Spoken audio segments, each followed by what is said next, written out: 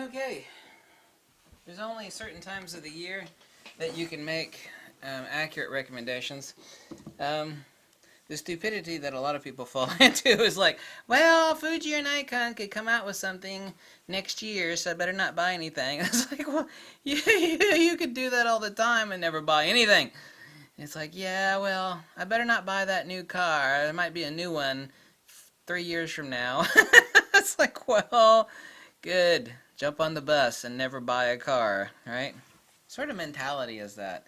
Um, Fujifilm not gonna have anything else out the rest of this year, as far as cameras are concerned. Well, there will be some dinky stuff, but nothing, major. The XT20 is already out, and for what it costs, is actually, basically 75% of the capabilities of the Fujifilm XT2, and about 90% of the autofocus capabilities of the XT2. However, as far as firmware updates, it's never going to get any love. It doesn't even have the functionality. The menu buttons and the actual command dials don't have the functionability to let them receive the updates the XT2s have. Well, we'll certainly get firmware updates. There'll be nothing, really drastic like what the XT2 just got, and also will get. And that's why, if I were to buy one, say I had no Fujifilm, and the XT20 is basically an intro model to get people into Fuji and have them buy some Fuji lenses, and then they fall in love with it. It's kind of like how drug dealers work. Not that I know anything about that other than TV shows. Like, they give you a free sample, then they get you hooked, and you come back and you give them all your money. So the XT20 is like the free sample to get you in the door. However, right now we have the two best values currently this year, and nothing that Nikon or Fuji comes out with is going to change this fact, nor are these going to drop appreciably at all anytime this year. Currently, these are both rocking top values. If you want to get in a Fuji system, right now there are a lot of these on, well, I counted 3 earlier today on eBay. $550 used for an XT1. I would actually rather buy a used XT1 than an XT20. Not that there's anything wrong with the XT20. The XT20 is a lot more capable of a camera with a touchscreen. However, this is made in Japan. That one's made in the Philippines. I would still rather have the XT1, even with this fixed 16 megapixel sensor. A lot of people would have a lot of fun having this incredibly well-built camera. I still have 2 of these XT1s. I'm not gonna get. I might get rid of one of my XT1s, not to any of you people, since I don't sell stuff. But I'm not gonna get rid of my XT1. There are several valid reasons for that. $550. I mean, you know how much that thing was just a couple years ago? Even less than a couple years ago. So right now, that's an insane top value. There are a lot of used XT1s out there, and for $550, I can think of no better recommendation. Even over that of an XT20, which is still a few $100s more. 5, 6, 7, 8, that's a few $100s more. Also, too, right now, there are a lot of low shutter count used, basically almost like new Nikon D810s. Nothing Nikon rolls out this year, and it will be like a full-frame version of the D500. It could be 40 megapixel camera, or 42, if they keep the pixel pitch the same. 40 megapixels, something like that. It'll have insane high ISO capability, be much faster autofocus. But right now there are a crap load of these selling for under $2,000 that are just basically like new. 36 meg. This is 95% of what the $6,500 Fujifilm GFX can output.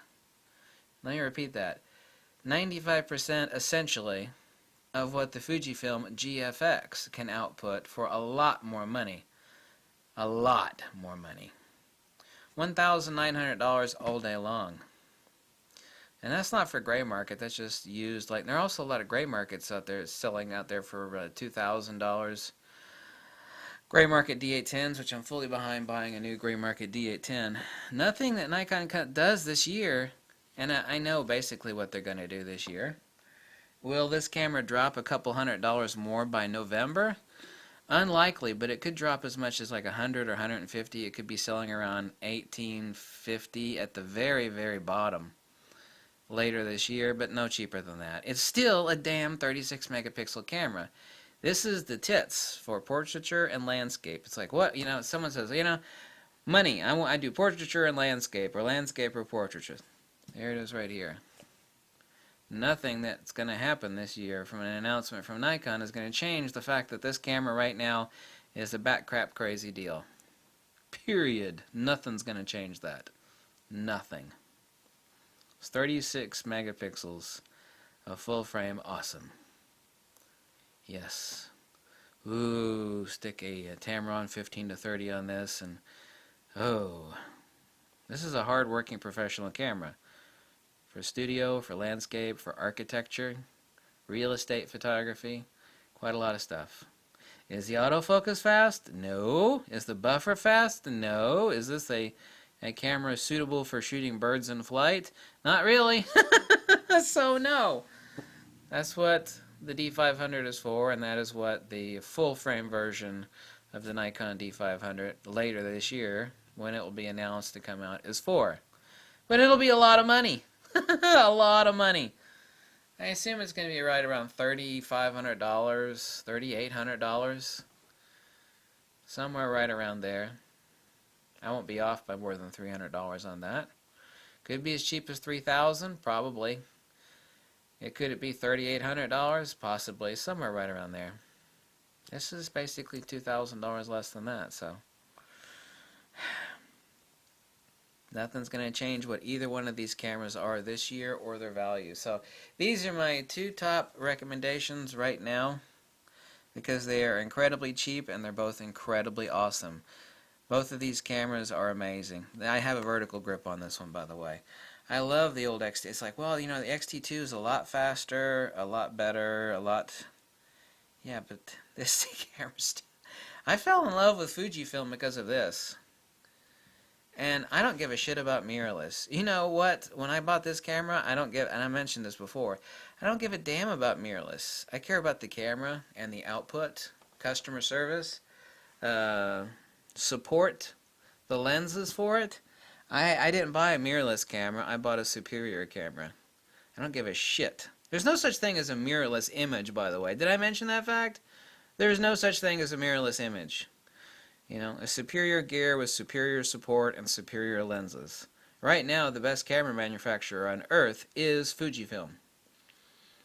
Unless you want to talk about some douchebag, brass-bodied, $32,000 Leica. Okay, that one's made better. But guess what? The customer service sucks, and the failure rate, the breakdown percentage per thousand cameras, is way higher. Because inside there's still just a bunch of damn electronics like any other digital camera. The breakdown per thousand cameras is way higher on a super expensive Leica. Don't believe me? Go to the Leica boards. You'll actually see that fact. Customer service sucks. Their turnaround time on broken cameras and issues to be fixed is absolutely horrible. So that's the answer to that one. Nikon D810 and Fujifilm XT1. Thank you so much for watching. If you like this video and drop a buck or two, you can tell me to jump off a cliff. Whatever makes you happy. Thank you. Bye.